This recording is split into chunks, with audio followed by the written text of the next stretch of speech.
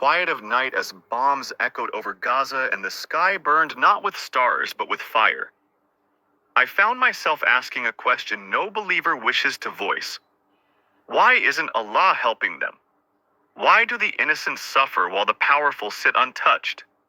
Why do prayers rise like smoke, yet the silence from the heavens remains? The heart trembles. The mind searches. But then I looked closer, just as in the wild, where the harshest deserts often birth the toughest creatures, and where every storm gives life to something new. This pain, too, held layers unseen. Allah's help is not absent. It simply does not always arrive in the shape of thunder or armies. Sometimes, it comes in silence and endurance, in the strength of a child clinging to a broken doll. It comes in the courage of a mother refusing to leave her land. It comes in the tears that soften. Stone hearts around the world, you see, Allah gave us signs and free will. It is not He who turned His back, it is we who turned away. We who were commanded to stand for justice, to speak the truth, to protect the oppressed. And when we fail, it is not a failure of the divine, it is a test of the human look. Now strangers from different lands are raising flags they once never noticed. Youth are breaking silence. Their elders kept truth once hidden. Now spills across screens like wildfire. In this suffering, something awakens, and I realized Allah is helping, but not through angels descending with swords. He is helping through awakened hearts, through the rise of a people who were once blind. Palestine has not been abandoned. It has been chosen to carry a burden. We did not, and in that pain it has risen, not fallen. In the end, the true help of Allah is not always in saving life, but in honoring it. And perhaps that is the answer I had missed. The first keynote begins with a raw and deeply emotional question that many Muslims and empathetic individuals around the world have asked during times of war and injustice. Why aren't Allah helping the Palestinians? It's not a question of disbelief, but of heartbreak. A cry born from witnessing unimaginable suffering unfold daily while those who oppress seem to act freely without consequence.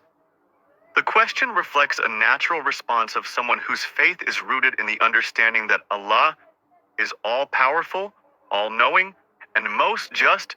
When such injustice continues with no apparent intervention, it shakes the heart. We are told that Allah is with the oppressed, that He answers the call of the desperate.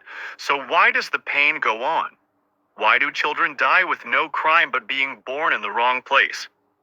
Why do mothers bury their sons with only a prayer whispered into the dust?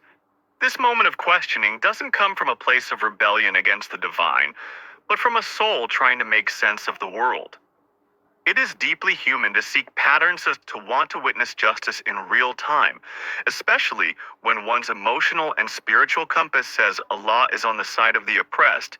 But in the chaos of war, when aid trucks are blocked, homes are crushed, and the sound of drones replaces the call to prayer, the silence feels unbearable. It leads many to wonder, where is the help? Where is the divine intervention we were promised? However, this very question holds within it a deeper journey. It reveals the limits of human perception and the vastness of divine wisdom. It shows that our understanding of help may be narrow, often shaped by immediate relief or visible victory. But perhaps Allah's help is more layered. Perhaps it lies in resilience and spiritual elevation, in the way truth emerges through suffering. Yet before that understanding can dawn, one must sit with the discomfort of the question itself, asking, why isn't Allah helping Palestine? Is not a moment of faithlessness, but of deep engagement with faith. It is the beginning of wrestling with divine justice, mercy, and timing. It forces the believer to think, to reflect, to ask not with arrogance, but with tears, and in asking, the door to understanding slowly begins to open. The second keynote focuses on the idea that Allah's help does not always arrive in the way humans expect. Often when people think of divine intervention, they imagine immediate visible miracles, sudden peace, justice served overnight, or enemies defeated in spectacular fashion. But Allah's wisdom operates on a scale far beyond human perception.